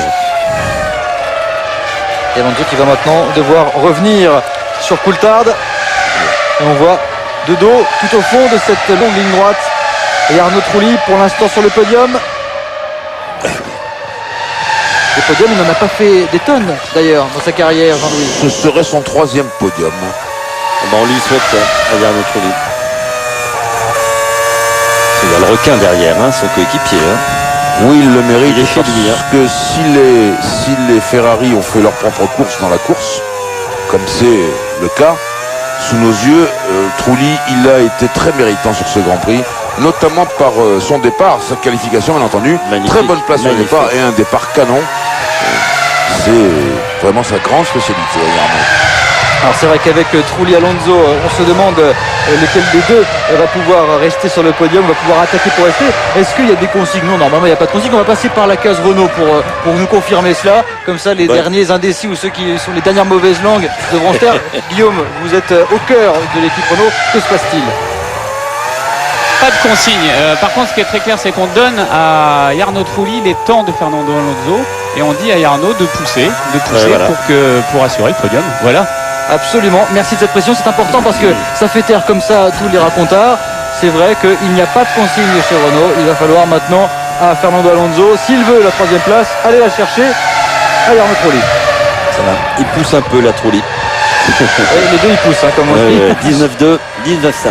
Ça règle aussi notre empoignade avec Jacques Lafitte ici dans cette cabine de commentaires où il pense que Alonso va rattraper Trulli et moi je pense que non. Il est chez lui, il a un petit podium là après celui des dernières. Vous savez, on est fiers aussi, il est fier le pilote espagnol.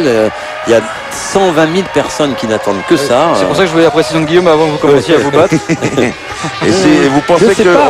qu'on va risquer l'accrochage? Non, je crois sous pas. les yeux du président Schweitzer. Enfin moi j'irai le chercher. Oui, bien sûr. Moi j'irai parce que quand même. Mais bon, c'est vrai qu'ils sont raisonnables et que ces points-là ils sont importants. En tout cas, 5 tours à parcourir. Belle démonstration de Michael Schumacher et de Ferrari en stratégie. C'est formidable. Et attention, ce n'est pas terminé. Vous diriez ça, Jean-Todt serait vert de rage parce que c'est vrai qu'il ne vend jamais la peau de l'ours, Jean-Todt, et lui va attendre que la ligne d'arrivée soit franchie. Bien sûr, mais moi aussi, vous savez que je tiens beaucoup à ça. En tout cas, ce qui est sûr, c'est que c'est la première fois depuis le début de la saison qu'on va voir une voiture qui fait 2 arrêts et une qui fait 3 dans la même équipe finir, pour ainsi dire, ensemble. À 11 secondes, c'est pas beaucoup, mais il était loin sur la grille, Rubens. Enfin, il y a quelque chose sur la piste, je ne sais pas ce que c'est. Oui, ça confirme, si vous voulez, cette théorie que j'expose souvent, c'est que Barrichello ne doit pas se battre avec les mêmes armes que Schumacher, parce qu'il n'en a pas, en ce cas-là, les moyens. Il doit se battre avec ses propres armes, et en se battant avec ses propres armes, certes, il arrive 2e, il était un peu moins bien sur la grille de départ, mais tout de même, il émerge un petit peu, il n'est pas complètement il est là. enfoncé, comme il a été à Imola, par exemple. Je suis d'accord. Et pour l'instant, c'est 11 secondes d'écart. Vous savez que sur un week-end de Grand Prix, les écuries travaillent dès le vendredi avec des simulations pour savoir qu'est-ce qui est le plus rapide, quelle est la stratégie la plus efficace en termes de rapidité, à savoir si c'est 2 arrêts, 3 arrêts. Et ils font des calculs très très précis, de nombreuses simulations. On a parlé de plus d'1 million de simulations parfois. Et c'est vrai que pour l'instant, 11 secondes d'écart entre deux stratégies, c'est tout à fait raisonnable. Oui, et puis on voit aussi la stratégie pour les deux Sauber de Fisichella et Massa. Elles sont là, 7e et 9e. Elles ont elles aussi effectué 2 arrêts. Et il est quand même devant Button. On rappellera que Button était parti loin sur la grille, malheureusement pour lui, mais qu'il est dans les points. Il va garder le contact au championnat. Et c'est le plus important. Barrichello qui vient de signer l'un des meilleurs tours en course. En tout cas, il est en 1:18.469. Il est le plus rapide actuellement. Et Alonso est à 2,7 de son coéquipier Jarno Trulli. Il reste 3 tours. Il va avoir du mal. Mais il y va. Ils vont faire une arrivée ensemble. Ce sera magnifique. Attention de ne pas faire comme les Ferrari à Indianapolis une année. Je dis ça pour Trulli. Ouais, non, rassurez-vous.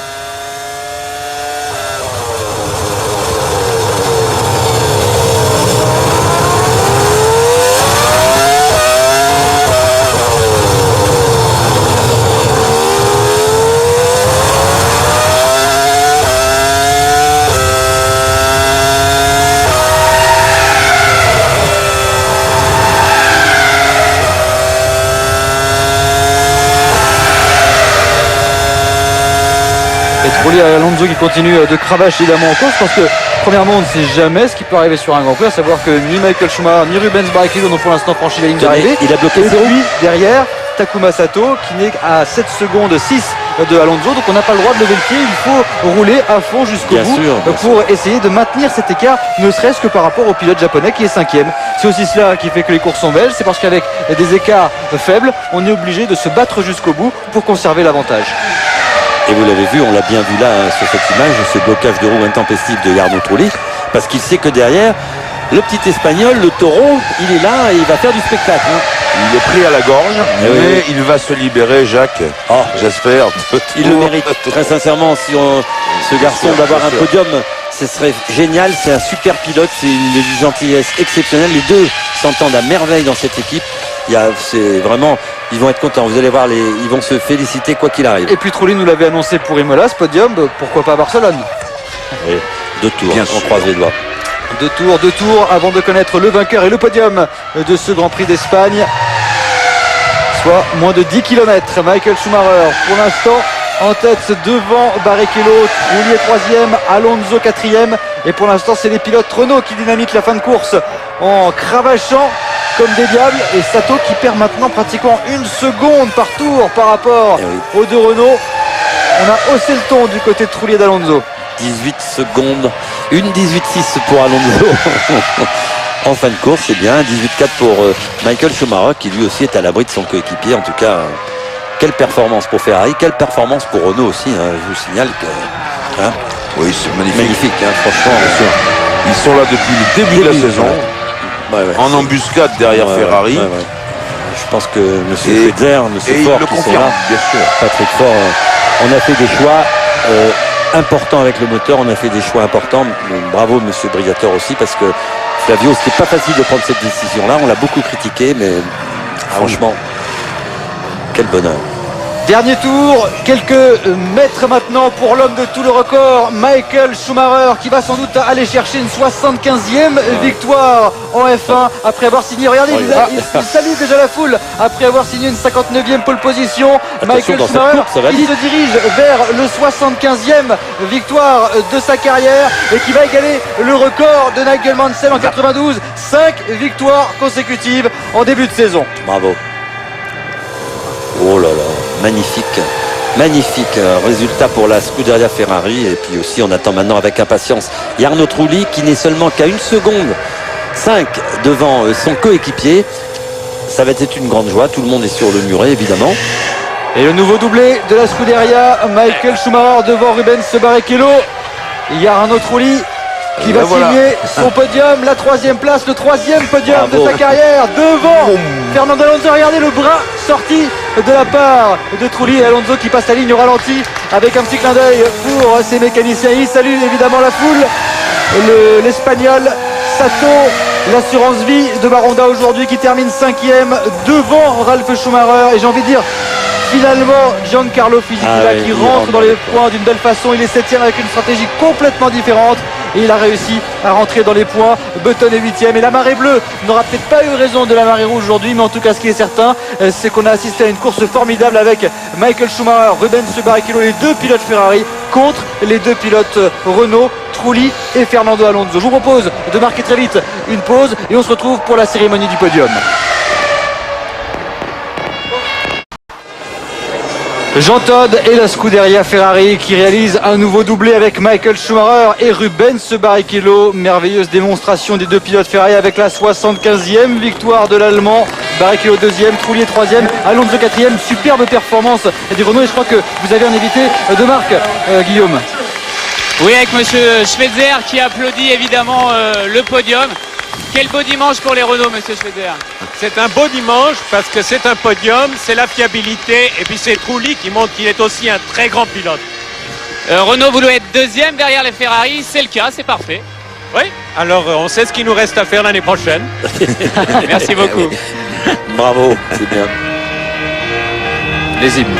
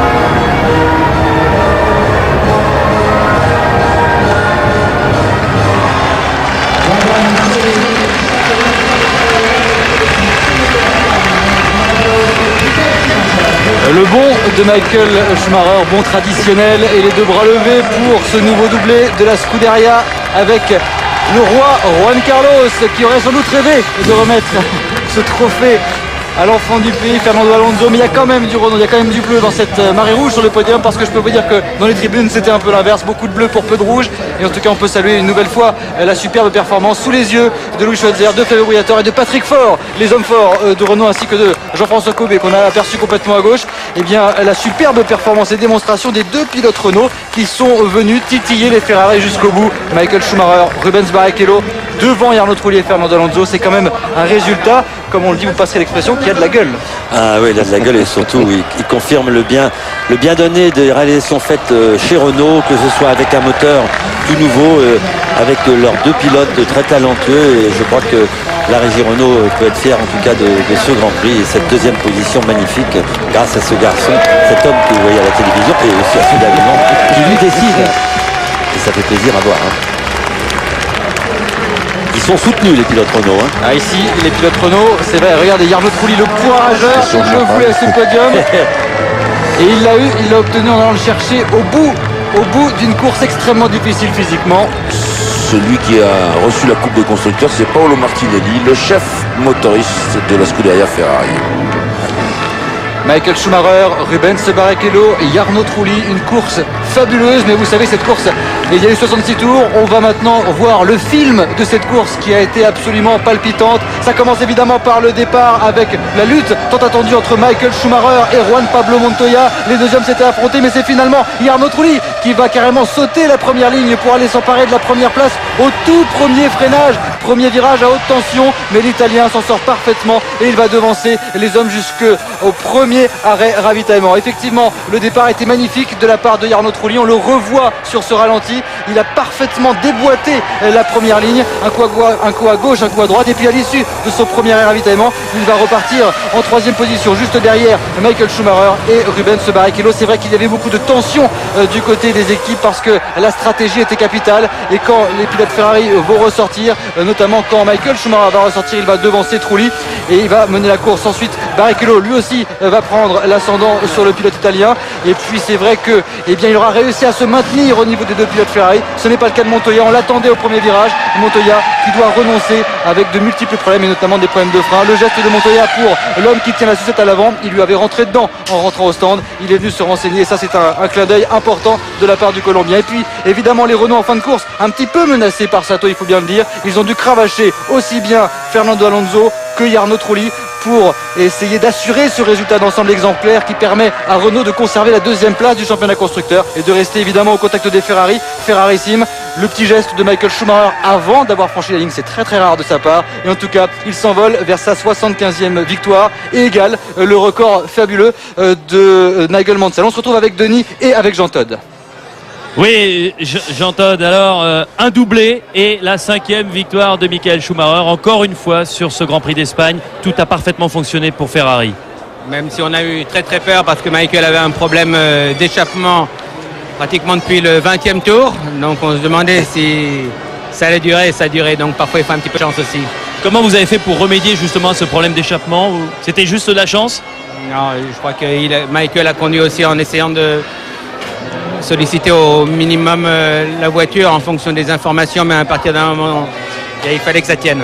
Jean Todt, il y a eu une différence de tactique entre la course de Rubens Barrichello et celle de Michael Schumacher. Tout ça a été bien sûr prévu à l'avance. Michael était un peu plus léger au départ avec une stratégie de 3 pit stops. Quant à Rubens, on avait opté pour 2, mais enfin les deux se sont bien passés. L'objectif maintenant c'est quoi? C'est une 6e victoire à Monaco et peut-être encore un doublé?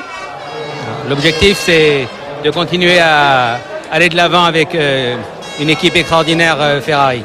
Merci beaucoup Jean Todt. Et bravo. Merci de nous avoir, oui, et bravo, et merci de nous avoir répondu. Et évidemment, avec ces 5 victoires consécutives, score parfait pour Michael Schumacher. Côté classement du championnat du monde pilote, eh bien, le sextuple champion du monde est tout simplement en tête avec 50 points. Il devance Rubens Barrichello. Ces deux hommes ont donc dominé la course. Michael Schumacher devant Rubens Barrichello. Trulli, je vous le rappelle, 3e devant Alonso. Sato, 5e. Ralf Schumacher, 6e. Et puis Fisichella et le malheureux Button. Le malheureux parce qu'il a un peu raté lors des qualifications, mais qu'il a réussi finalement à revenir à la 8e place en course. Et puis pour ce qui concerne les classements du championnat, eh bien Michael Schumacher avec 5 victoires est pour l'instant en tête avec 50 points. Il devance Rubens Barrichello. Button occupe le 3e rang avec 24 points. Et attention, Alonso, Trulli sont bel et bien là avec 21 points tous les deux. Montoya est 6e, Ralf Schumacher 7e. Et puis un petit peu plus loin, eh bien, il y a Ferrari qui est en tête du championnat constructeur avec 82 points. Renault est 2e avec 42 points. Et puis au niveau de Baronda, on est 3e. On va retrouver tout de suite Denis avec Flavio Briatore. Flavio Briatore, j'imagine que pour vous c'est un formidable week-end en la présence du président M. Schweitzer qui était là aujourd'hui pour Renault. Ça veut dire que le président est pour bonheur. Non, c'était un bon week-end, fantastique pour Renault, pour tout ce qui s'est passé ici tout le week-end. Et on a fait le mieux qu'on pouvait faire, c'était d'être sur le 3e et 4e. La Ferrari, la première partie, on est parti très bien avec Jarno, mais après, il est plus vite que nous, on doit accepter ça. C'est nous qu'on doit travailler plus. Mais j'espère qu'on va arriver.